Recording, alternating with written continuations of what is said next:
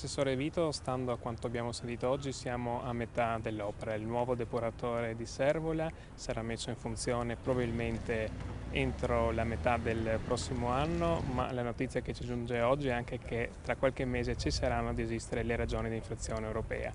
Qual è dunque la sua impressione dopo questo sopralluogo? Ho una grande soddisfazione nel vedere che il cantiere è un cantiere assolutamente complesso, sta in realtà procedendo con un cronogramma non solo rispettato, ma direi che va avanti in maniera molto spedita, con delle tappe che vengono rispettate severamente. Questo è molto importante, è vero, c'è un'infrazione comunitaria che grava su questo sito ed è penso la migliore risposta che possiamo dare anche all'Unione Europea in termini proprio di serietà e di concretezza dell'intervento. Oggi vediamo un cantiere assolutamente ormai visibile, quindi tutte le opere già di bonifica e quelle relative al sottosuolo sono state realizzate, ora si inizia a vedere la costruzione che sta procedendo. Con il 2017 avremo quindi definitivamente una svolta direi storica per la città di Trieste, permettendo di fare un salto di qualità importantissimo sulla qualità della depurazione delle acque.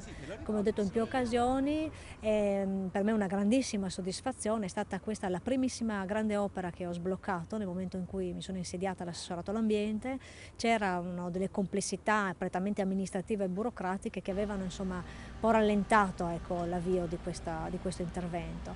Quindi sbloccare questa grande opera e arrivare alla sigla dell'accordo di programma, che è stato poi l'apripista anche per altre esperienze del genere nella nostra regione, è appunto una grandissima soddisfazione. È la dimostrazione concreta che se c'è un lavoro di squadra, il pubblico insieme, quindi la regione, comune, la provincia, il Ministero dell'Ambiente, insieme anche chiaramente alle aziende, perché stiamo parlando della Cegas e di molte maestranze che sono state coinvolte, la dimostrazione è che le cose si possono fare e anche si possono fare davvero in maniera di grande qualità.